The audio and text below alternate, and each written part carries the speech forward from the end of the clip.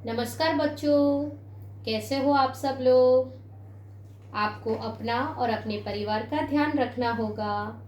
हमेशा मास्क पहने रखो और अपने हाथ धोते रहो। कक्षा 6 विषय हिंदी की इस वीडियो में मैं आपका स्वागत करती हूँ। बच्चों, हमने पिछली वीडियो में हमारा पाठ 3 समझदार नन्ही जो एक कहानी है उसे शुरू कर दिया था। आज हम हमारे इस पाठ की ओर आगे बढ़ेंगे। तो चलो बच्चों, हमारा पाठ है पाठ 3 समझदार नन्ही। बच्चों, मैं आपको याद करवा देती हूँ कि हमने हमारी अगली वीडियो में कहाँ तक देखा था। हमने देखा था कि एक नन्ही बतख, जो यहाँ आपको चित्र में भी दिख रहा है, एक नन्ही बतख तट पर आई और उसने बिच्छू को दलदल में फंसा देखा, बराबर। और बिच्छू ने नन्ही से प्रार्थना की कि बहन मुझे बचा लो। नन्ही को उस पर दया आई और उसने उसे दलदल से उठाकर सूखे स्थान पर रख दिया। लेकिन आप सब जानते हो तो बिच्छू कैसा था। बिच्छू तो बहुत शैतान था। उसको शैतानी सूझी। उसने नन्ही को डंक मार दिया और नन्ही पीड़ा से तड़प उठी। बिच्छू से पूछा नन्ही ने, क्यों भाई, तुमने मुझे क्यों काटा, क्यों डंक मारा।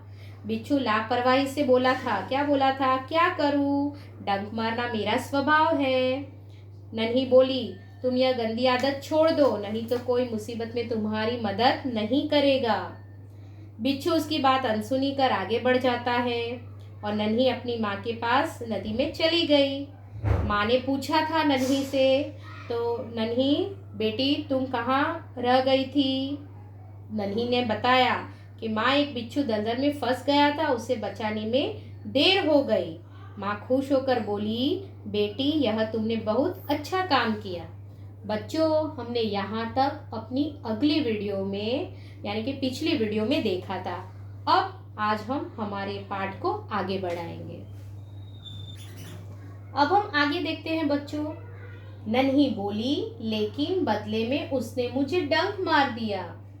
નાની બોલી, પરંતુ બદલામાં તેણે મને ડંખ દીધો, એટલે કે ડંખ મારી દીધો। माँ बोली, बिच्छू अपनी गंदी आदत का गुलाम है। तुम उसे चाहे कितनी बार बचाओ, वह बार बार डंक मारता रहेगा। નન્હીની જે માં હતી ને એને કહે છે, શું કહે છે? માં બોલી, વિંછી પોતાની ખરાબ આદતનો ગુલામ છે, એટલે કે એ તો એની જે ખરાબ આદત છે એના લીધે એ આવું જ કરશે, હંમેશા આવું જ કરતો રહેશે। તું તેને ગમે તેટલી વાર બચાવ, તે હંમેશા ડંખ મારતો રહેશે।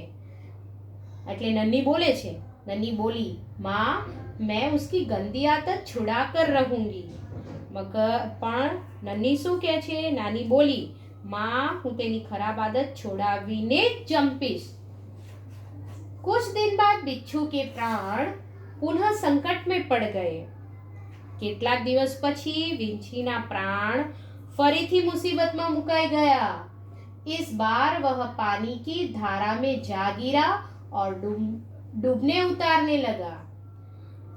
આ વખતે શું થયું? તે પાણીના ધારામાં એટલે કે પ્રવાહમાં, ધારા એટલે શું? પ્રવાહ। એ પાણીના પ્રવાહમાં પડ્યો અને ડૂબવા लाग्यो। मौत सामने देखकर बिच्छू को नन्ही की याद आई। હવે એને ફરી જોયું કે હું તો પ્રવાહમાં, પાણીના પ્રવાહમાં ડૂબતો જઈ રહ્યો છું, એટલે એને ફરી નન્હીની યાદ આવી કે નન્ही જ એક છે, એટલે કે નાની જ એક છે કે જે મને બચાવી શકે છે। એટલે અહીંયા વાક્ય લખેલું છે કે मौत सामने देखकर बिच्छू को नन्ही की याद आई। મૃત્યુને સામે જોઈ વિંછીને નાનીની याद આવી। वह नन्ही को पुकारने लगा। ते नानी ने बोलावा लाग्यो। नन्ही ने उसकी करुण पुकार सुन ली। नानीए तेनी दर्द भरी जे करुण बूम हती ए सांभળી, बराबर, सुन ली એટલે सांभળી। वह झटपट बिच्छू के पास आ गई। ते झापटा बंद, बराबर, एकदम थी झड़पथी जेने कहेवाय, विंछीनी पासे आवी। सहसा ही उसके मन में विचार आया। सहसा हमने शब्दार्थ में देखा था अचानक, बराबर, એટલે કે કહે છે सहसा ही उसके मन में विचार आया। अचानक ज तेना मन में विचार आव्यो, अब मैं इस गंदे स्वभाव वाले बिच्छू को नहीं बचाऊंगी। एने अचानक ज एना मन में विचार आव्यो कि हवे हूँ आ खराब स्वभावना वींछी ने नहीं बचाऊं। बिच्छू गिड़गिड़ाने लगा। વીંછી કરગરવા લાગ્યો હવે એની પાસે, કારણ એને ખબર પડી ગઈ કે જો એ મને નહીં બચાવશે તો હું પાણીના પ્રવાહમાં વહી જઈશ અને ડૂબી જઈશ. એટલે બિચ્છુ ગિડગિડાને લગા. વીંછી કરગરવા લાગ્યો. બહન મુझ पर दया करो, બેન મારા પર દયા કર. નન્હી का मन डोल गया. નાનીનું મન પીગળી ગયું. उसने सोचा, एने विचार्યું, हो सकता है इसने अपनी गंदी आदत छोड़ दी हो. વીંછીએ કદાચ પોતાની ખરાબ આદત છોડી દીધી હશે. નાની એના પર દયા આવી. નાનીનું મન પીગળી ગયું અને તેણે વિચાર્યું કે બની શકે કે કદાચ વીંછી પોતાની ગંદી આદત જે છે એને છોડી દીધી હશે. નન્હી ने बिच्छू को दोबारा जीवन दान दिया. નાનીએ વીંછીને બીજી વાર જીવનદાન આપ્યું. એટલે કે નાનીએ વીંછીને બીજી વાર બચાવ્યો. बिच्छू अपने स्वभाव के अनुसार उसे डंक मारने के लिए आगे बढ़ा. અને પણ વીંછી પોતાના સ્વભાવ પ્રમાણે તેને ડંક મારવા આગળ વધ્યો. વીંછી પોતાના સ્વભાવ પ્રમાણે તેને ડંક મારવા આગળ વધ્યો. નન્ही उसका इरादा समझ गई. नानी तेनो इरादो समझी गई. वह मुस्कुराकर बोली, ते हसीने बोली, बिच्छू भाई ठिठक क्यों गए? डंक मारो. एने कीधु, वींछी भाई ठिठक एटले अटकी केम गया? डंक मारो. बिच्छू शर्म से पानी पानी हो गया. वींछी खूब शर्माई गयो. बराबर, शर्म से पानी पानी होना यानी बहुत लज्जित होना. એટલે શું થયું કે बिच्छू खूब शर्माई गयो. નન્હી આવું કીધું ને એને કે बिच्छू भाई ठिठक क्यों गए? डंक मारो. बिच्छू शर्म से पानी पानी हो गया એટલે કે આ સાંભળીને એ ખૂબ શરમાઈ ગયો. वह खिसियाकर बोला, તે એકદમ ભોળો પડીને બોલ્યો, बहन एक बात बताओ, मैंने सदा तुम्हारे साथ विश्वासघात किया, फिर भी तुमने मेरे साथ भलाई ही की, ऐसा क्यों? હવે એણે કીધું કે બેન એક વાત તો બતાવ મને, મેં હંમેશા તારી સાથે વિશ્વાસઘાત કર્યો, છતાં પણ તે મારું ભલું કર્યું, આવું કેમ? નન્હી બોલી, ભલાઈ કરના મેરા સ્વભાવ હૈ. નાની શું બોલી કે ભલું કરવું એ તો મારો સ્વભાવ છે. मैं तुमसे बदला लेने के लिए अपनी अच्छी आदत क्यों छोड़ दूं? मैं એટલે કે કહે છે કે હું બદલો લેવા માટે મારી આ સારી આદત શા માટે છોડી દઉં? मेरा काम बचाना है. મારું કામ તો શું છે? બચાવવાનું છે. મુસીબત में पड़े को बार बार बचाती रहूंगी. એટલે કે છે હું મુસીબતમાં પડેલાને હંમેશા બચાવતી રહીશ. શું કહે છે? નન્હી કહે છે, નન્હી શું કહે છે એને કે ભલાઈ કરના મેરા स्वभाव है, ભલું કરવું એ મારો સ્વભાવ છે. मैं तुमसे बदला लेने की अपनी अच्छी आदत क्यों छोड़ दूं? હું બદલો લેવા માટે મારી સારી આદત શા માટે છોડી દઉં? मेरा काम बचाना है. મારું કામ બચાવવાનું છે. मैं मुसीबत में पड़े को बार बार बचाती रहूंगी. હું મુસીબતમાં પડેલાને હંમેશા બચાવતી રહીશ. तुम्हारा काम डंक मारना है, तुम मारते रहो. તમારું કામ શું છે? એટલે કે છે કે તમારું એટલે કે તારું કામ ડંક મારવાનું છે. તું મારતો રે ડંક. देखती हूँ कौन जीतता है. એ કે છે જોઉં છું કોણ જીતે છે. बिच्छू पछतावे से भर गया. આ બધી જ્યારે વાત કરી ને નન્હી બતકે એટલે बिच्छूને ખૂબ જ પસ્તાવો થયો.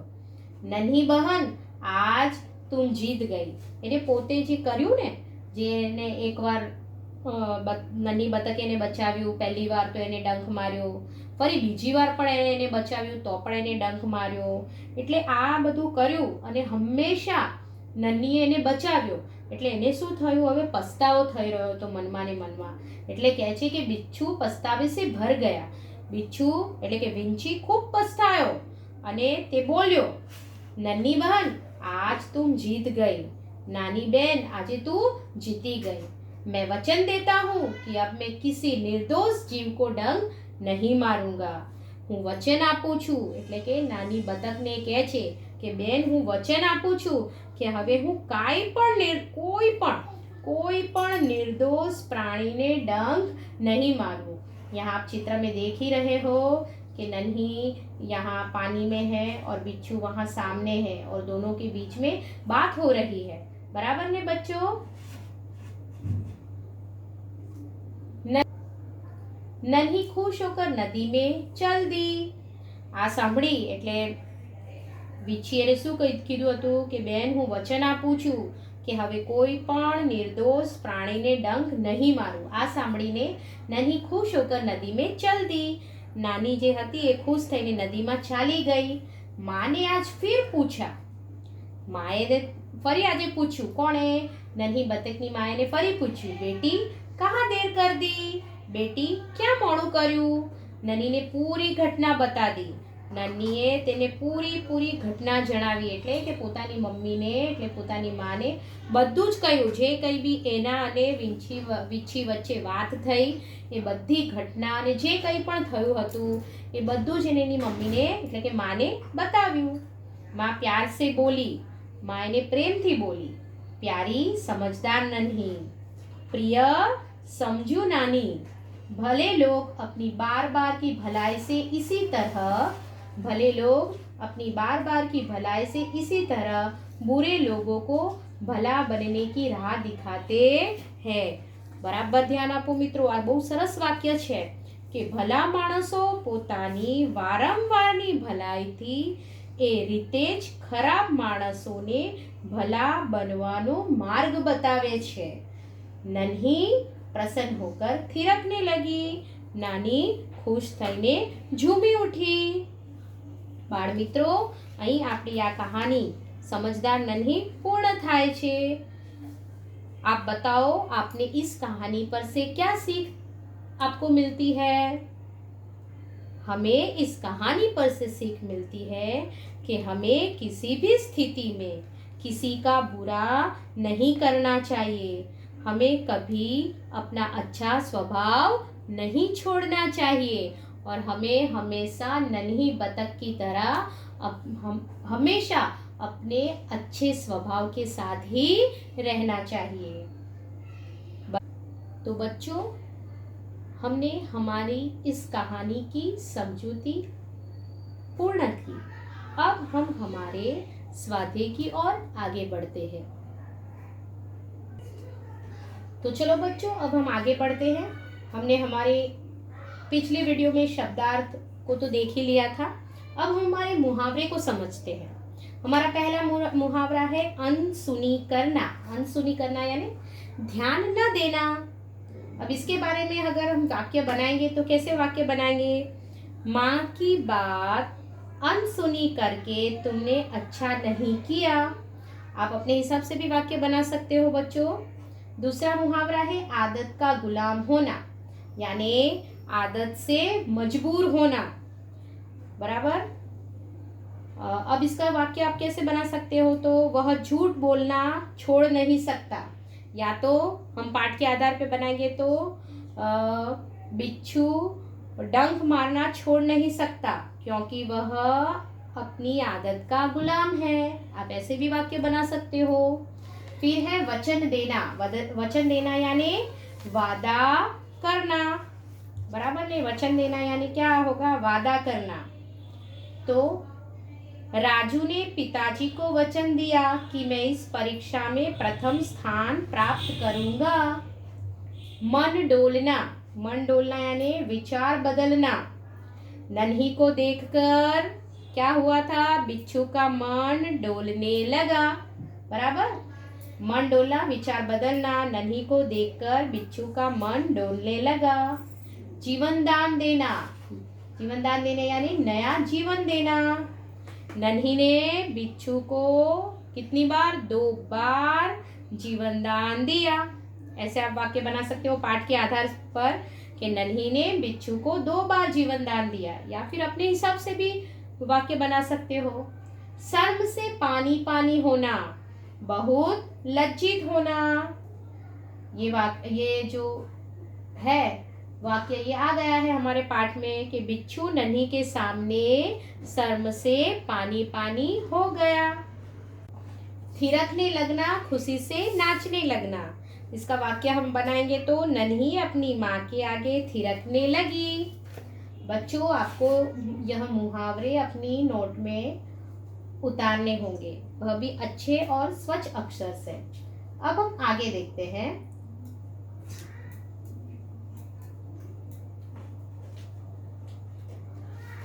हमारे अभ्यास में आगे है, निम्नलिखित वाक्य किसने किससे कहा है और क्यों, बताइए।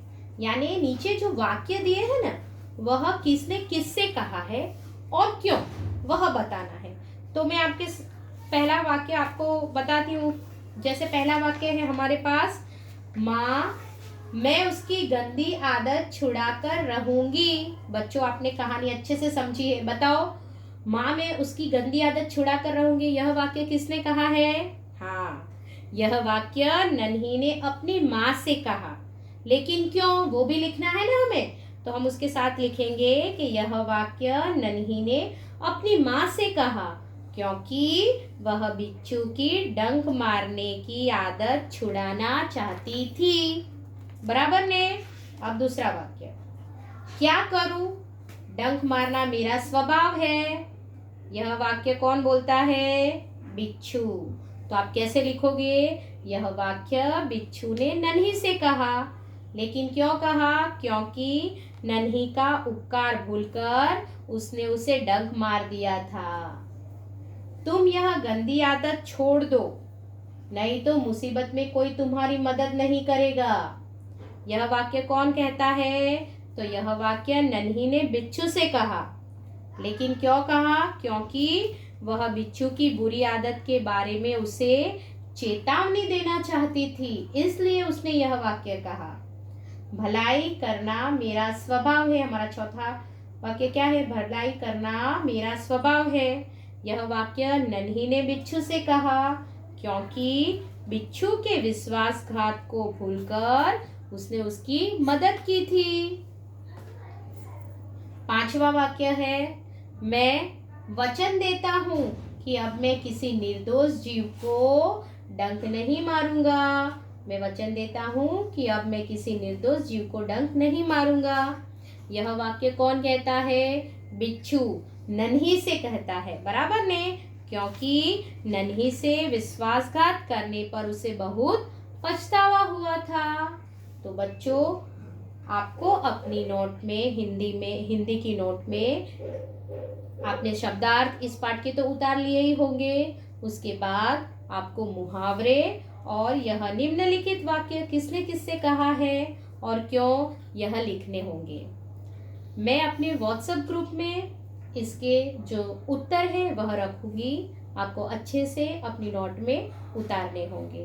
अब हम हमारी अगली वीडियो में मिलेंगे, तो आना बच्चों।